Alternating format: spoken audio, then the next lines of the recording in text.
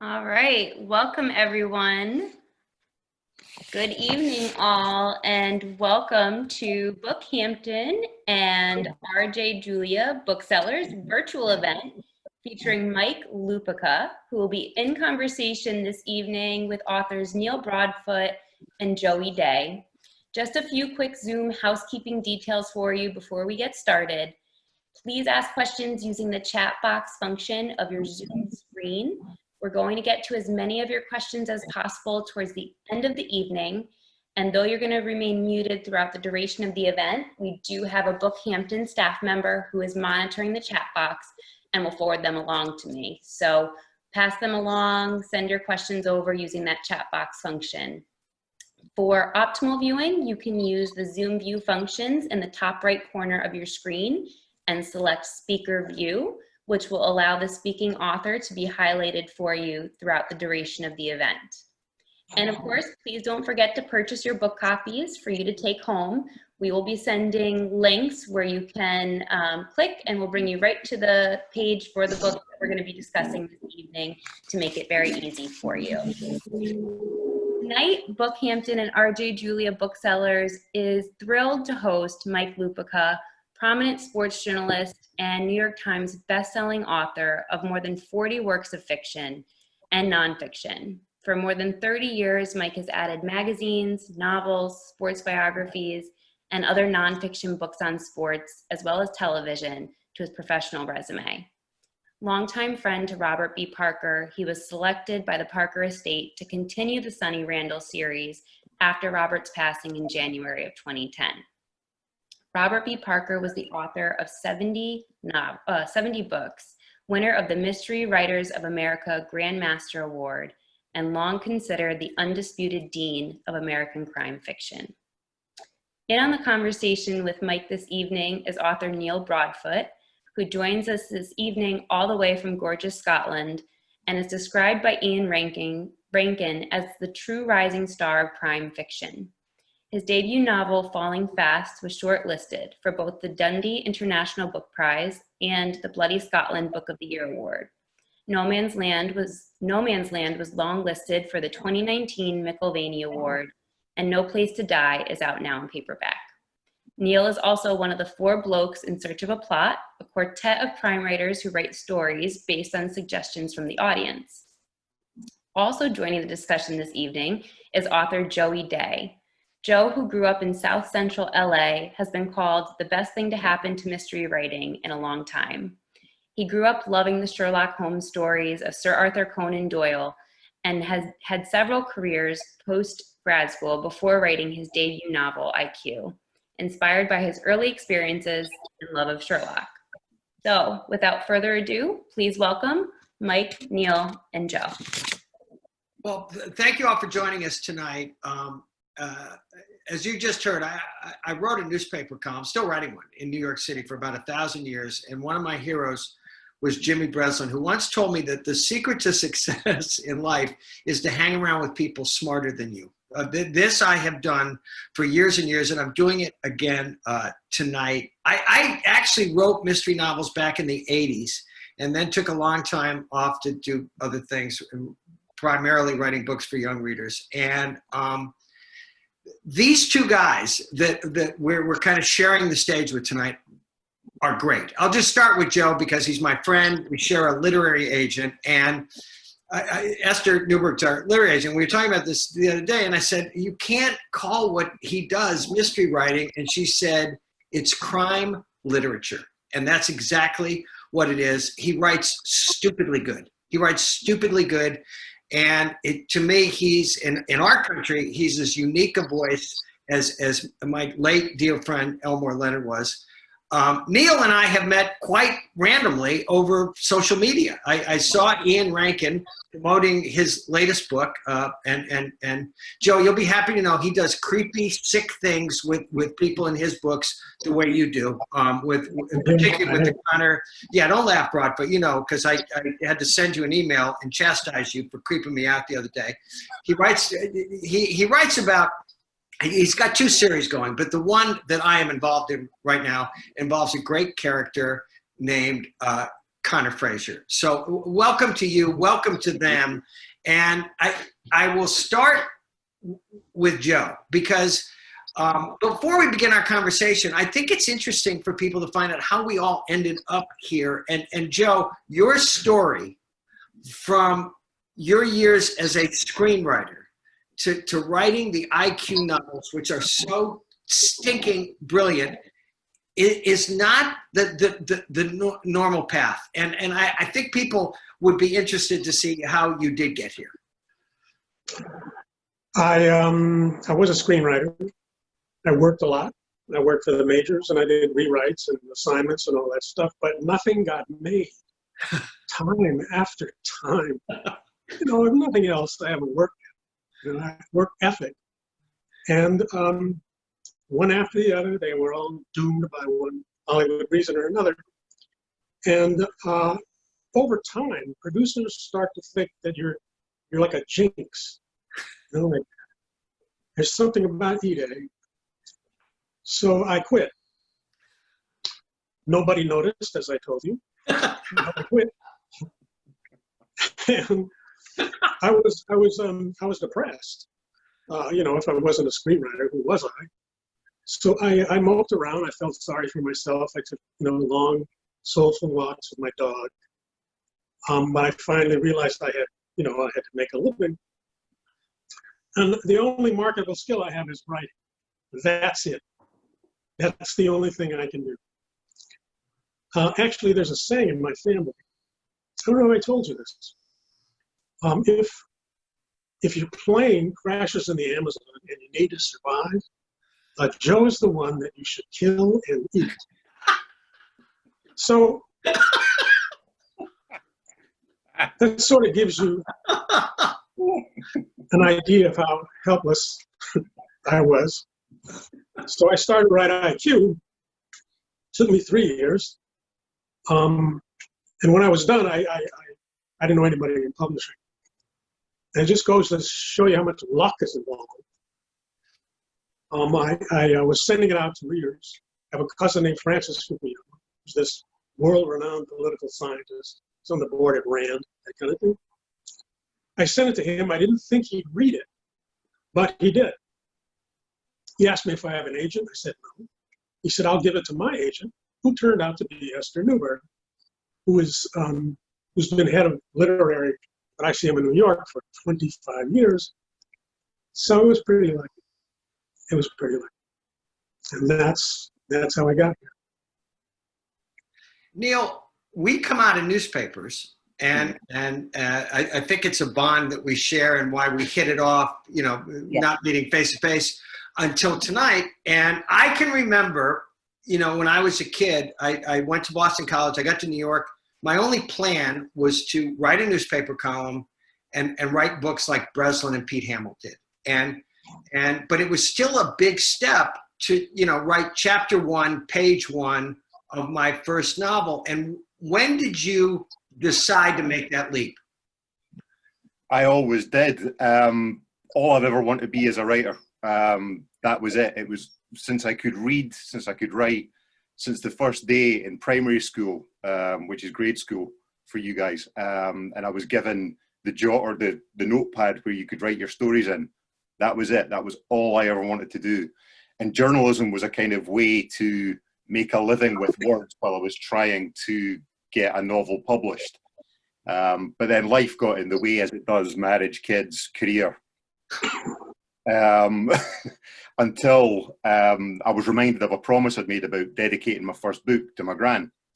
And nothing was working for me whatsoever. And I took, unlike Joe, I didn't take a soulful walk, I took a soulless walk in the centre of Edinburgh, basically ripping my hair out what I had of it, thinking, how am I going to get published? How am I going to do this?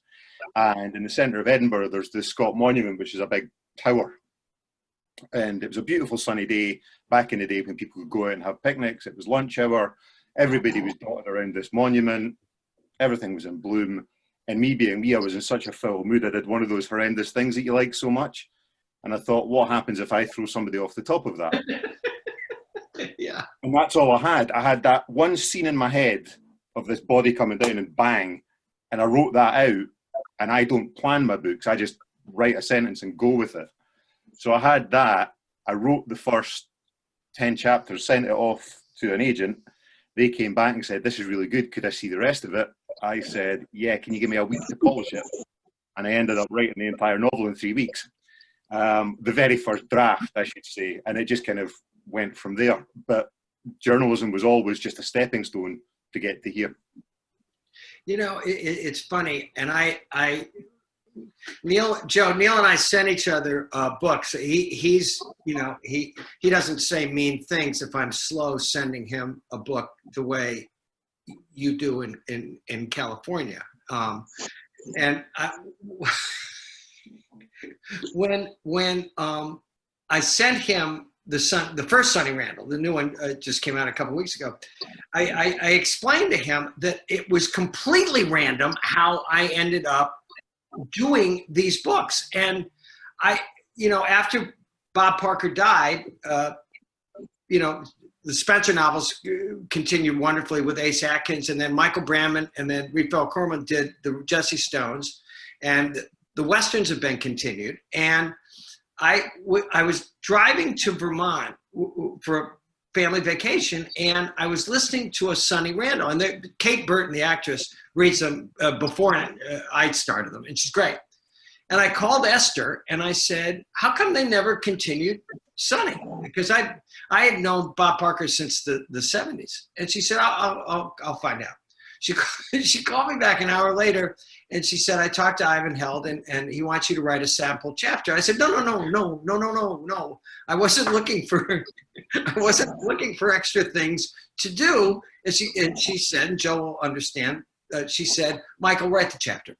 And I got up early the next morning and I wrote a chapter that became the first chapter of Blood Feud, which was my first Sunny Randall. And the minute I started writing about Sunny and Spike, I felt like I was right where I was supposed to be from the time I picked up the Godwolf manuscript at an old Brentano's on Boylston Street in Boston. And I was back in this world. And what I found out right away, both of you, and either one of you can take this, is how freaking hard this stuff is. And you read these books, and at the end, they make perfect sense to you. But while you're doing them, Neil, you want to throw yourself off the top of you know, the place you just described in Scotland. But what I'm hearing for you guys is you have no plan. I think I have an outline, but you guys have you have no plan, right?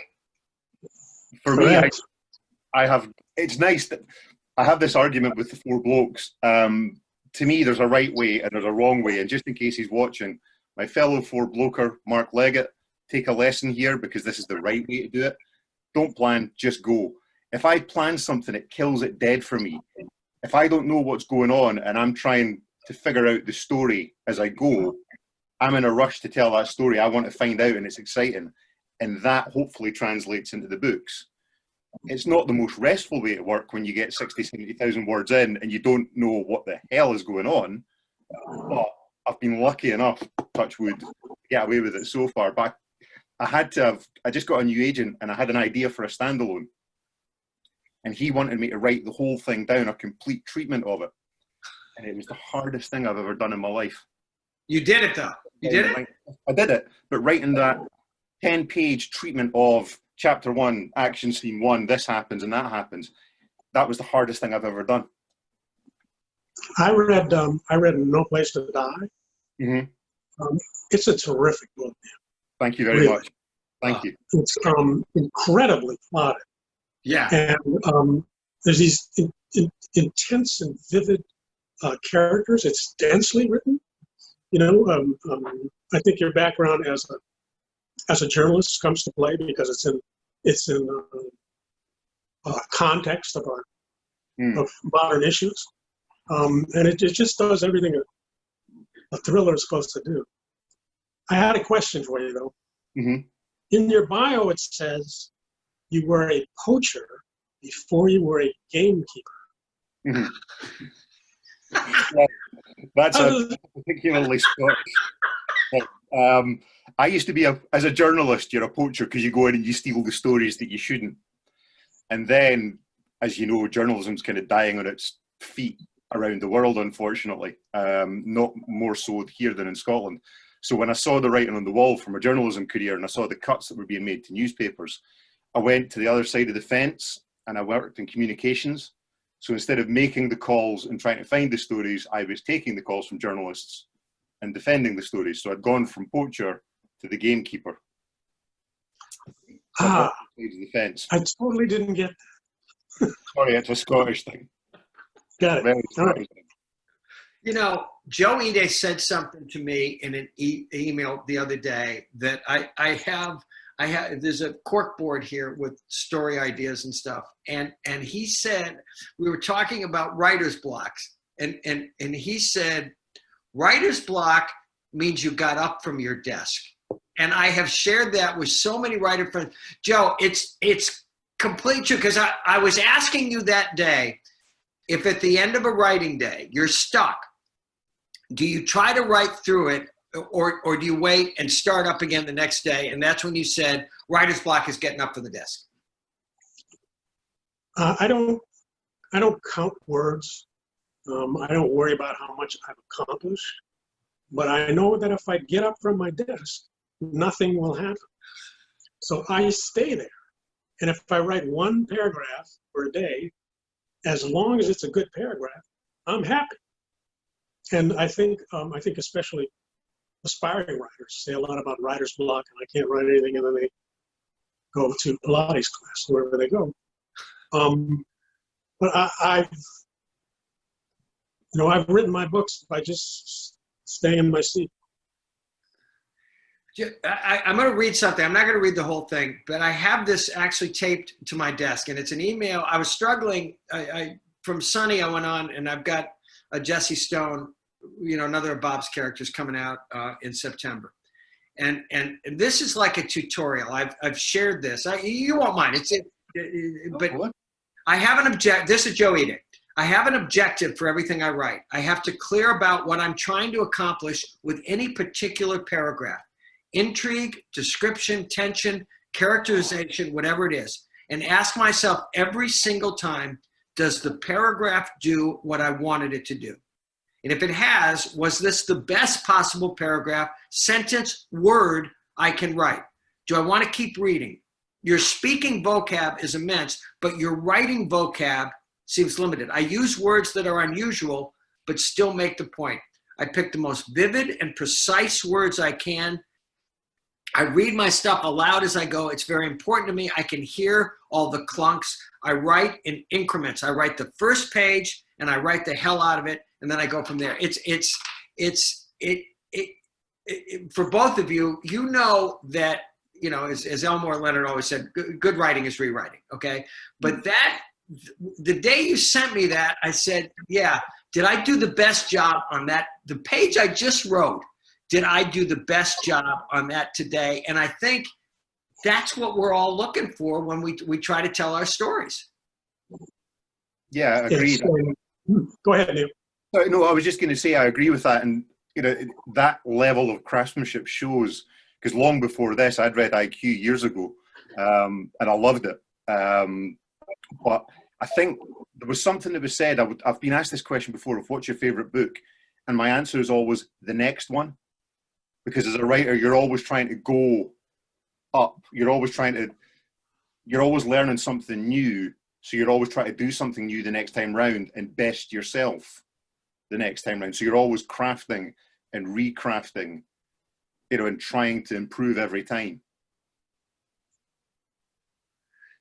Joe, IQ, High Five, which is your latest, and getting to know writers, you sometimes are lucky enough to see a work in progress. So I know where he's going with the next one, which is freaking great, okay? But split personalities, what moment of madness did you, when you came up with this idea? And oh, by the way, make all of the alters suspects in a murder. It was like this dazzling high wire act. I went back and reread it the other day, and it's just an amazing, like, literary exercise, but what made you want to tackle that particular subject?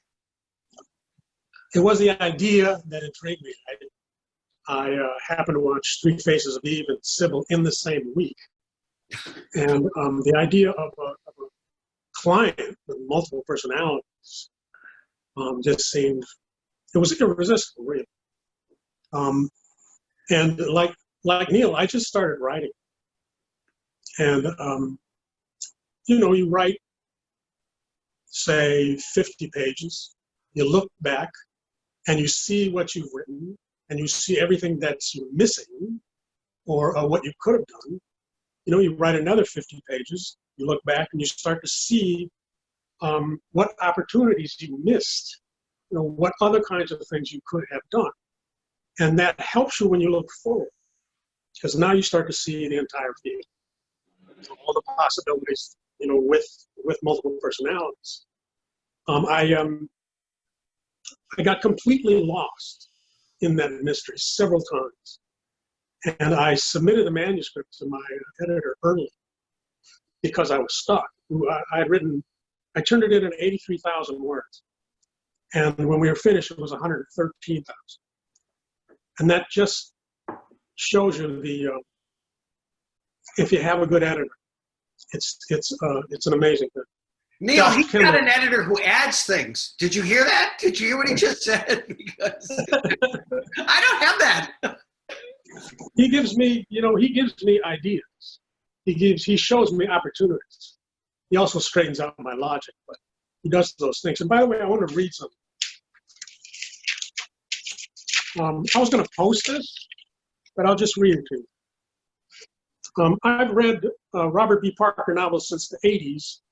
I'd take the bus to the LA Public Library to put myself on the waiting list for the new one.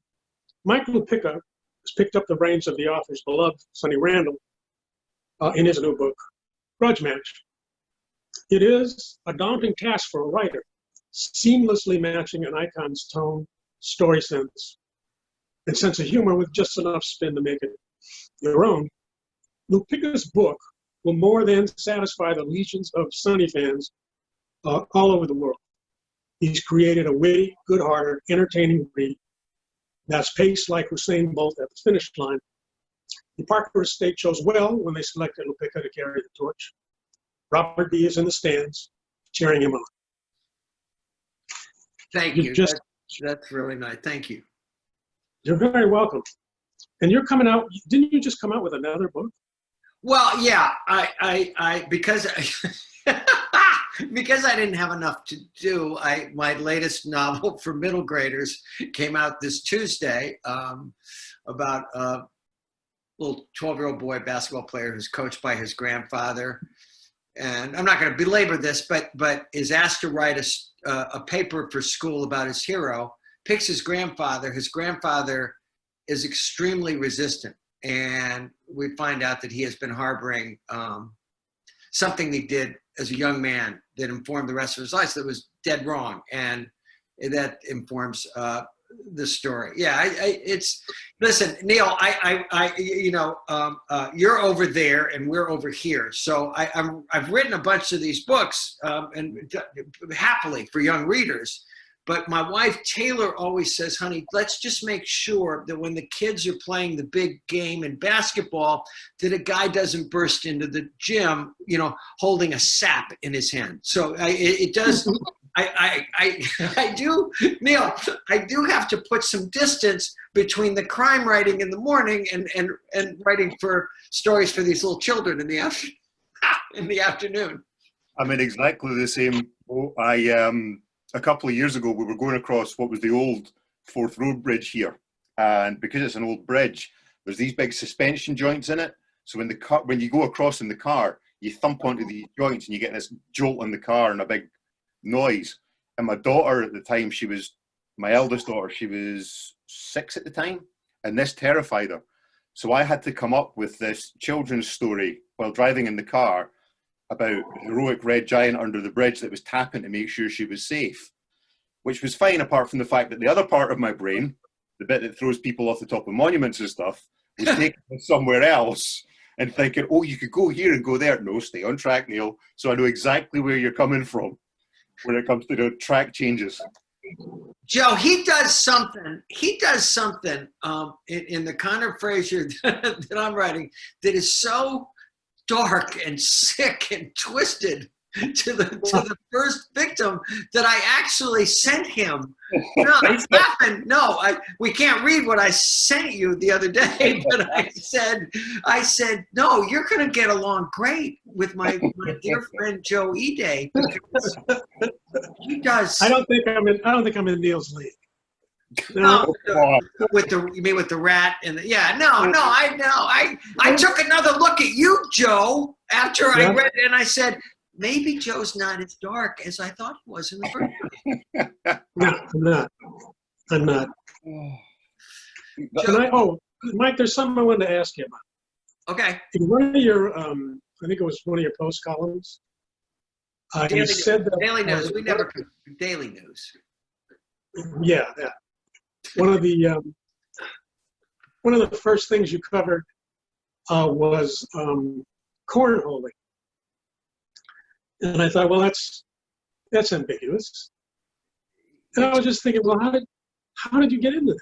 You just Neil, he's making things up. He does this all the time. He does. It's not true. I was a young college graduate. I came to New York. I was lucky enough to get a column very early. I wrote about real sports. And no, you're just making stuff up. You're making stuff up.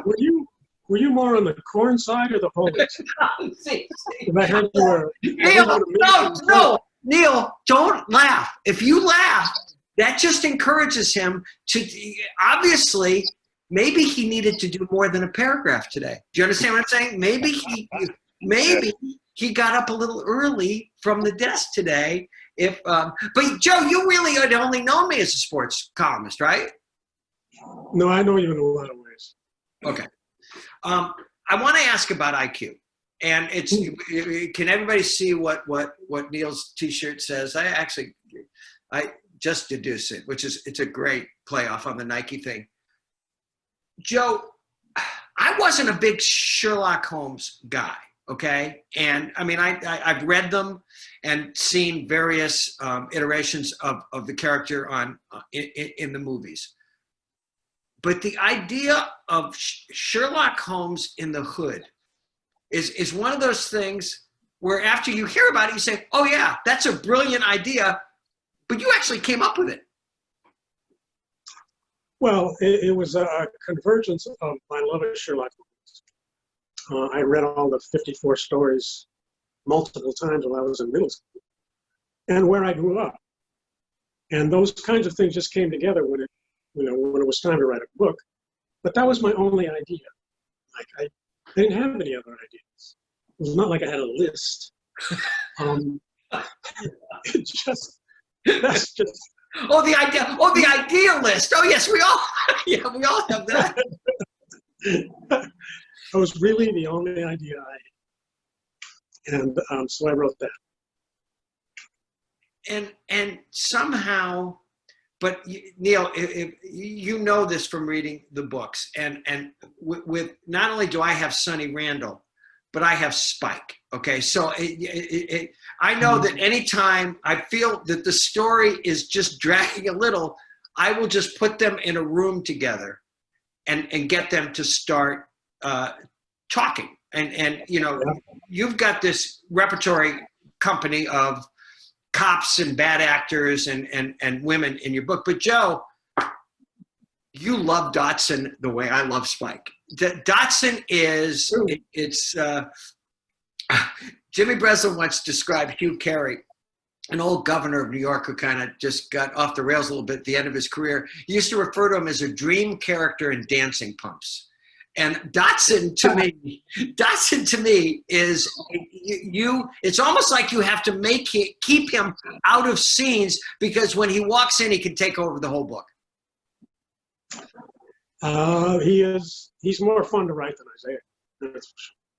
He's sort of a combination of every wise guy and hustler I ever knew. And his dialogue which I take great pleasure in. Oh, so And it's really, I was a huge fan of black comedians when I was a kid. I had this big stack of LPs that I burned holes in Mom's Maven and Red Fox, all those days, because I was the unfunniest kid in the universe. And I really loved it. I like the music of their flow, of those graphic images. And that's where Dodson's dialogue comes from, and that's where his flow comes from. He's very fast, very quick-witted in terms of speaking the dialogue, but I have all day, every day to make this stuff up. well, and Neil, with your cop Ford, okay, there again, he's so different from Connor Frazier, okay? He's and there's a darkness to Ford, okay, that makes. I mean, listen. I'm not going to explain your work to you, but I'm drawn to Ford because he's a by the book cop, and which Connor certainly is not. No. That was always a kind of a conscious thing when Connor came about, because I only wrote the first chapter in that. The idea came from, there's a festival across here called Bloody Scotland. Yeah. And every year there's a football match, or a soccer match as you would call it, between the Scottish and English crime writers. And I was watching it one year, and it's up in the heart of historic Stirling, up at the top near a church, and it's on a historic bowling green. And I was sitting watching it, and suddenly the thought hit me, this would be a great place to dump a body. This would be a great place. This would be a great place for a cop to be standing, listening to the squeak of a metal spike with a head mounted on it. And he doesn't want to turn back and look at it. And that was Malcolm Ford from that point on. But I knew fairly quickly that, given the nature of what I was trying to do with it, I wanted somebody who worked outside the cops, but I wanted to be in the cops as well. So you had that duality of Connor in a lot of ways does what Ford wishes he could do. And Ford is the type of cop that Connor wishes that he was before everything happened in Northern Ireland that meant that he wasn't a cop anymore. So yeah, I've always kind of, and he's the one, I enjoy writing both of them.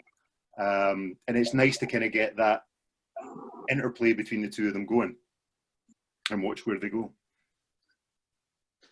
Joe, I just want to get back to IQ because, again, all interesting characters in this world, they do have a darkness to them, okay? And every time he gets happy, it's like Isaiah being happy, it's a low bar, okay? And his on-again, off-again relationship with Grace. And again, I'm not going to talk too much about Smoke, which is your new one. But my last thought on Dodson is, I keep thinking, where is he going to go next with Dodson? And when people see in the next IQ where you took this SOB and how he becomes gainfully employed, it will do what you do with every one of these books, which is you keep surprising people. I think I do, what we all do is you try to make your characters grow from book to book. Yeah. And the other sort of addendum to that is conflict is story. So you're always trying to put your characters in the most difficult situations possible. You're always trying to make them a fish out of water. And, like Neil, I'm surprised about what happens. And it's really the fun part. You throw Dodson in a pond where he doesn't belong, and you see if he swims.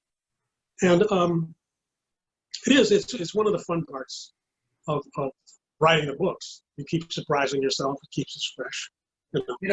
Joe, one of my favorite lines about writing, and it came from the great English playwright Alan Bennett, who said that the fun of writing is finding out that you know things that you didn't know you knew.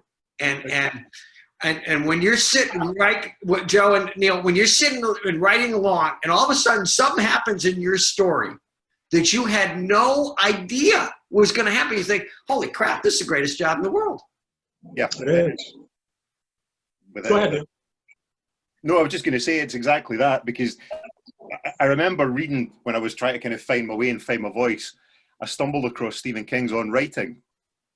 Yeah, it's great. Talked about, you know, that book kind of became an instruction manual for me in a lot of ways. But one of the things he said was, it's the boys in the basement that are always working on it.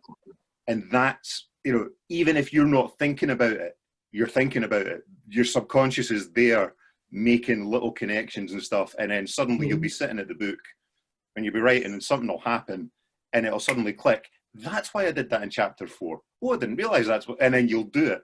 Or somebody will come up to you and say, you know, I've read this book and you did this, and you did that, and that connects to that.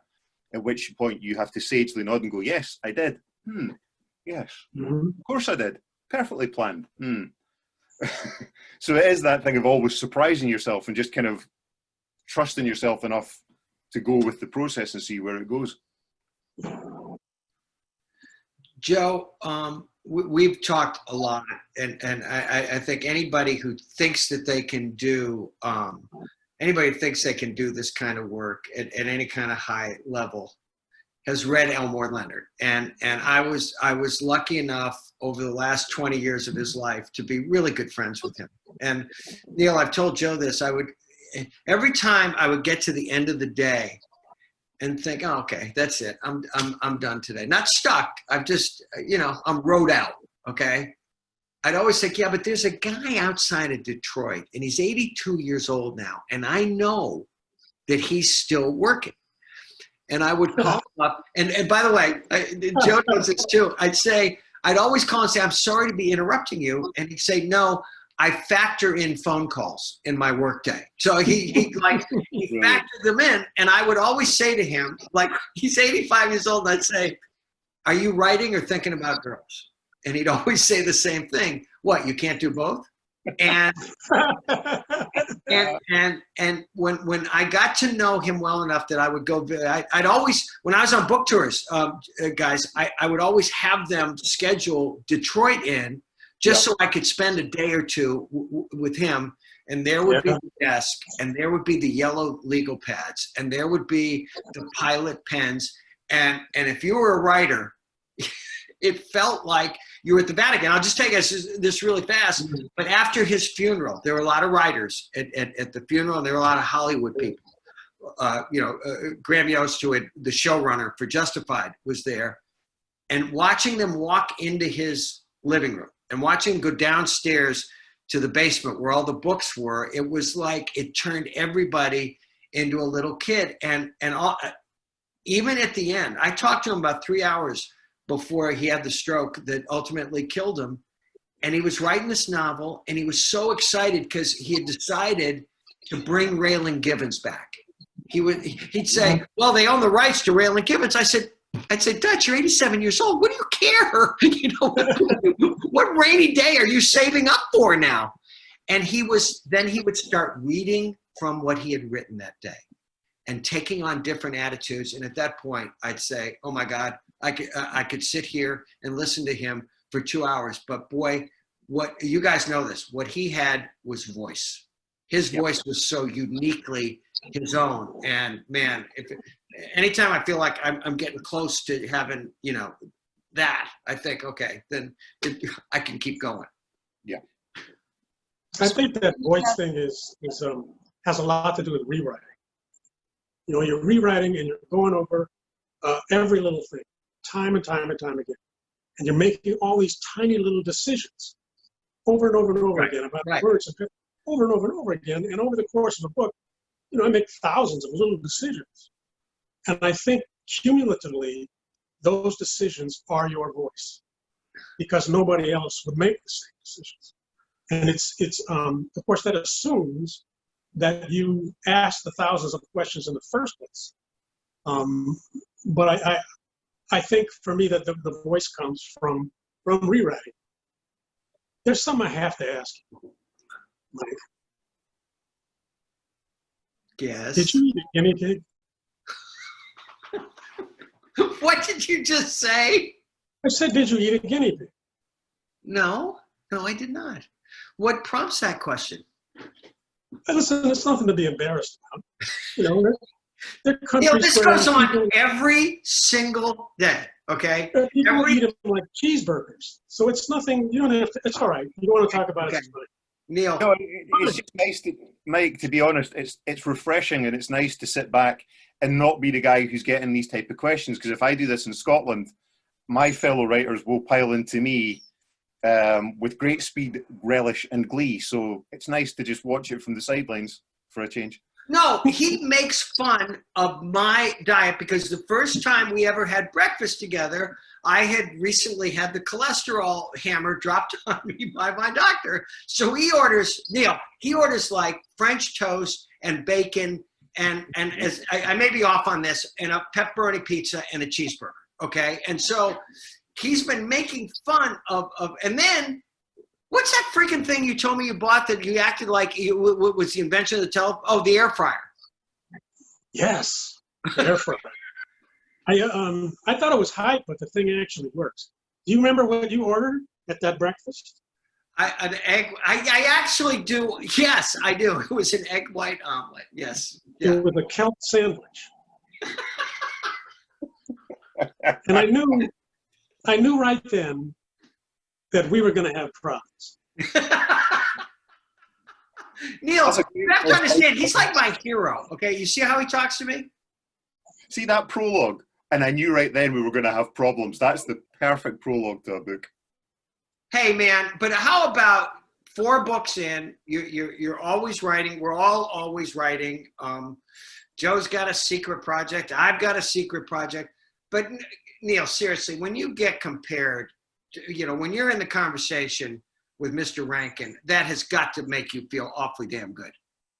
It's surreal. I mean, the day that he said it, because with all this, with all lockdown and everything, I wasn't expecting No Place to Die to go anywhere. I was expecting nothing because I had all these launches around the UK that I was meant to be going to, and they got locked down and everything died. And then Ian just kind of dropped that comment out of nowhere, and it's like, the man who you've grown up reading his work.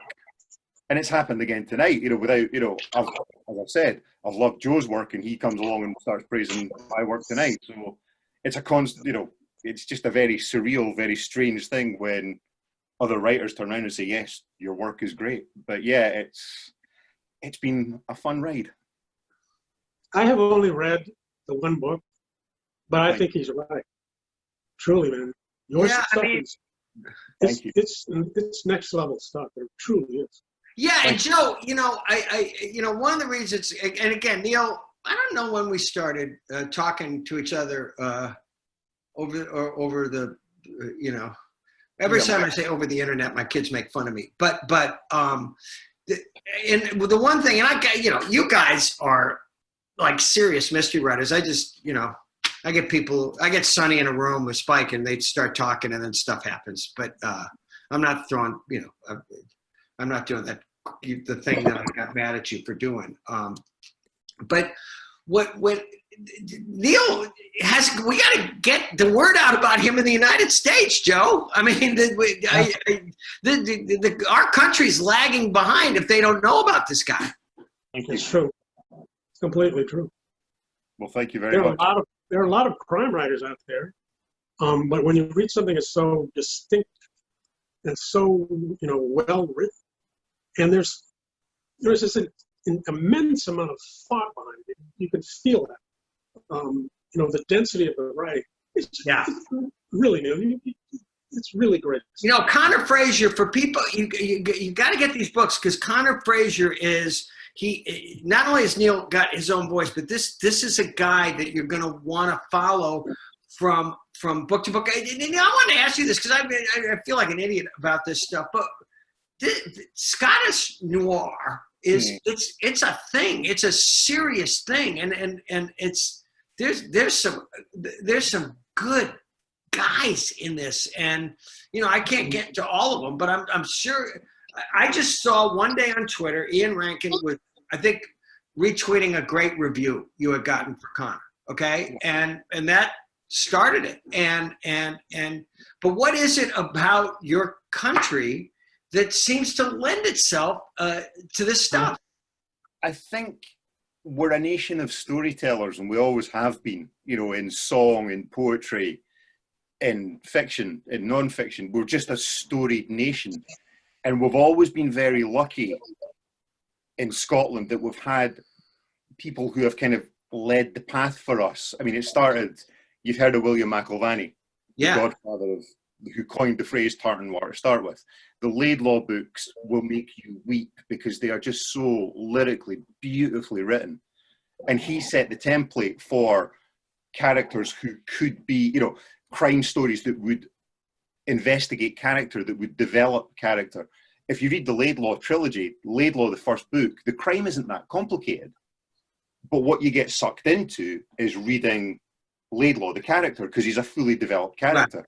Right. And then from there, you went on, and obviously you had Ian came along and, you know, developed the entire brand and took tartan water to the world and took Scottish fiction writing to the world.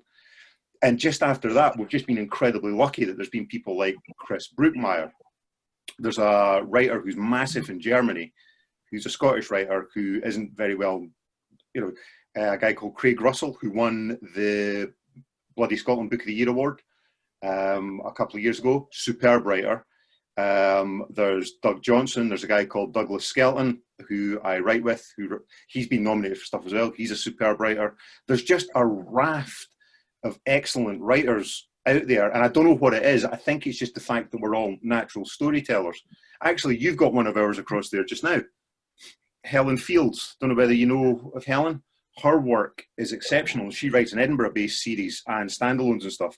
She wrote an incredibly important book last year, which I now can't remember the name of. It was about domestic abuse and stuff. It was just a superb book. But I think that's just a Scottish thing. We take difficult topics and we examine them and we find the truth of them through fiction. You know, Neil, there's a lot going on in your books, but I have this sense that you're interested in character more than anything else. Am I making that up? No, it has to come from character, and it's what you said earlier on, because I don't know what the hell I'm doing with any book. All I do is take the character. You could just leave it out there and lob them in like a hand grenade and then see what happens. So it all has to come from character for me, because I don't know. I've got a very rough setup of a dead body is found in a historic part of Stirling. Conor Fraser is involved in it. Where do we go from there? So it all has to come from character for me. And the one thing I want to do is write realistic characters. You do. Thank you. You know, We have some questions coming in from the audience. Sure. If you guys would like, I can send you a few. Yeah. Go for it, please. Great. Mike, do you have to update or change Sunny from where Parker left off? You know, it's funny. I don't feel, I feel like even though there was almost, I don't know, an 8 or 10 year gap, I don't feel, her relationship with Richie is as complicated as ever. What I realized when I went back and read Split Image, which was a Jesse novel that Sunny was in, that Bob was kind of turning the page at that point. Richie had had a child with his second wife. And he had gotten very interested in the relationship between Sunny and Jesse, which I have, you'll see, I continue in Fool's Paradise, which is my first Jesse in September. But no, this sounds goofy, okay? And I'm going to show you guys something, because Ide will make fun of me tomorrow, but he knows I do this. I write longhand before I type. I'm a little Catholic schoolboy, Neil, and pen on page makes it easier. And I think I told you I was starting my third Sunny. And I just said, well, I'll write a couple of pages just to get back, like an actor getting back into character. And the minute I was back inside her head, and she and Spike were involved in getting some money she was owed, I was incredibly happy. And I got no idea where this book is going, but I feel like I know this character, her attitude, her voice, and I can't tell you how much fun it is to write her. Sunny's really fun. Sunny's really fun. Thank you. It's I think that's the main thing about Mike's books. They're fun. You Yep. know, I mean, you have a good time when you read I- Mike's books. Anyway, somebody was going to ask a question. Well, there's a follow-up to that. Do you find it difficult transitioning from Sunny Randall to school-aged kid books back and forth? I know you sort of touched on that earlier. Well, here, I'll just tell you this. I'll tell you this, and I know you got questions for Neil and Joe. When Travel Team, my first book for young readers, started to take off, I was sitting with Taylor Lupica one morning, we were having breakfast, and she said, "Are you going to be happy writing a lot of these books?" And I said, "Yeah." And she said, "Yeah, because, honey, let's face it, you writing from inside the mind of a 12-year-old seems like pretty much a perfect fit as far as I can tell. So it's nice that you can use your immaturity now to help the family." This is for Joe and for Neil. Are your books available on audio? Yes. Fantastic. They will be come September. No Man's Land is being recorded just now, and it'll be released in September. And then No Place to Die and The Point of No Return will follow thereafter. I can't tell you how many long walks, Joe Ide's books I have written. I know how they're going to end. I know what happens. And when I go out on my daily walk, it's either IQ or Righteous or Wrecked or High Five, because, Neil, you know this. And Joe, you referenced music before. For me, his guys and women talking, that's like music. It sounds goofy, but it's like, I'd rather do that than listen to music. Wow. That's exactly right. A good audiobook can transport you, and there's a massive place for them, especially at the moment when we're doing Right. it. Not at the moment, but we're doing a million things at once. You're driving somewhere, you're walking somewhere, you're on a treadmill in the gym. An audiobook's invaluable. A good one just takes you away somewhere, which is what we all need. Joe, were your screenplays mysteries? No, they were mostly comedies. I got hired mostly for comedies. I would say most of them had black characters. I was always, I surprised a lot of black producers. There was one guy, I won't mention his name, but I was waiting in his reception area, and it was just me and the receptionist. And the guy comes in, and he looks right over my head, and he says, "Where's Joe?"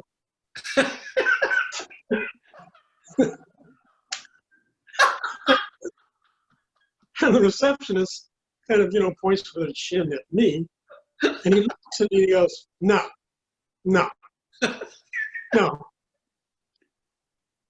So, Joe, you have more Hollywood stories than I do, okay? But here's my favorite.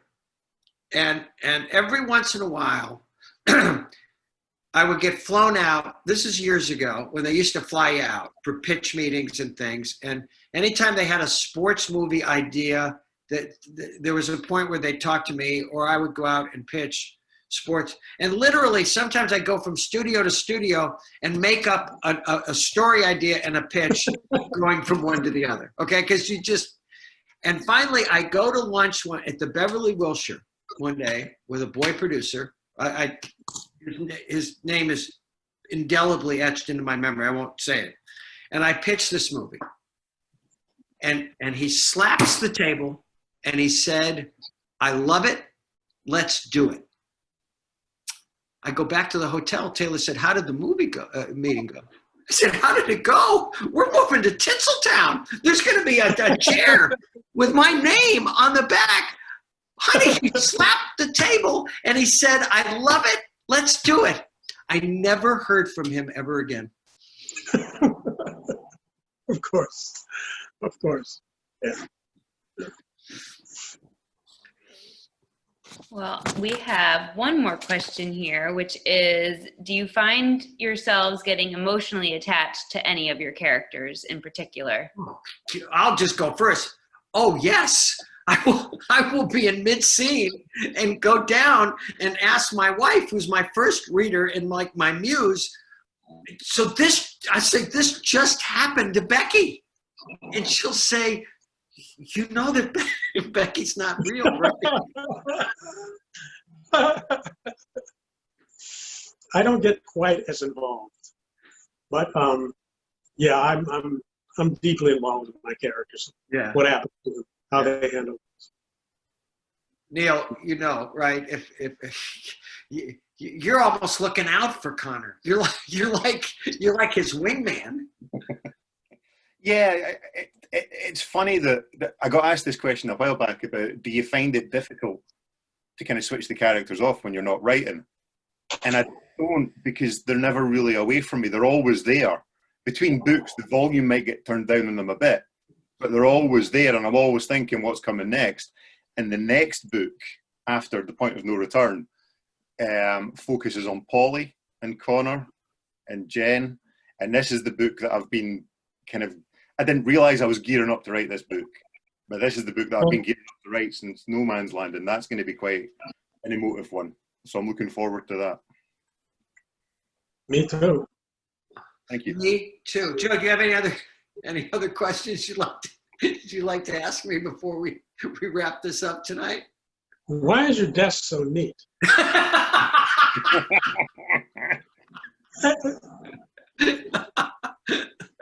I bet you like that. Wait. Can you guys wait? Can you see? Look at that. There's a lot going on. It's so natural, really.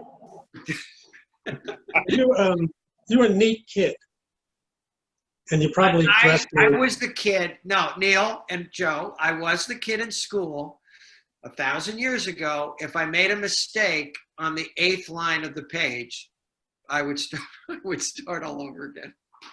You know, I would have taken your howdy doody lunchbox and You're lucky we didn't know each other. Dana, we're almost done. They're starting to gang up on me. On that note, well, we are about at time, actually. Lucky for you, Mike. Thank you to our 3 wonderful authors, Mike, Neil, and Joe, for your time this evening. It has been a great pleasure hosting you. And thank you to our guests for joining us tonight, supporting our authors, supporting your local independent bookstores. We so appreciate you. Don't forget that Robert B. Parker's Grudge Match by Mike Lupica is available for purchase at both BookHampton and R.J. Julia booksellers. And copies of Joe's High Five and IQ novel series is available for purchase online. And Neil's No Place to Die can be purchased by calling either R.J. Julia booksellers or BookHampton. Everyone take care and have a great night. Thanks. Thanks, everyone. Thank you. Thank you, guys. See what that's like, Neil? You see what I go through? Huh? And let me just say this before we all go, okay? That's just the tip of the iceberg, Neil. It's just the tip of the iceberg. There's a lot to talk about, Mike. You know, Neil, you and I should have a conversation sometime about Mike. Oh my God! Look at this. Look at and you see how he treats me, Neil. And I keep this. See that? Tape right here next to my writing table. And it makes me say, did I put everything into that page? And if I didn't, I go back and do it again. So I'm paying you a compliment, Ide. Yeah, thanks.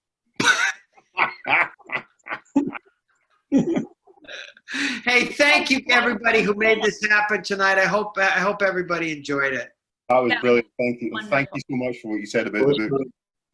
Absolutely. Oh, no. Thank you guys for making yourselves available tonight to be with us, and anything we can do to support you, we are here. Thank Joe, you. I'm going to have a pepperoni pizza now, and then I'm going to call you later. Would that be okay? Is there any kelp on it?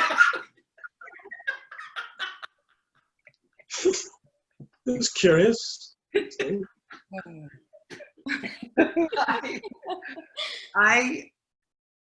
All right, I'm going to leave you all with this, and then and then I'm going to go because it's past midnight in Edinburgh now. Okay. I'm now reduced to, if I grill steaks, I will take a picture of the steaks on the grill and I will send it to Joe Ide. And he will respond by saying, I've taught you well, Grasshopper. Hey, see you all. That was great. Neil, thanks for staying up late to do No this. problem. Thank you very much. so much, everyone. Thank Great. you, guys. Thanks, Neil. I'll talk to you all soon. Thank you so Okay, much. you take care, everyone. Okay. Good night. Bye-bye. Bye-bye. Good night.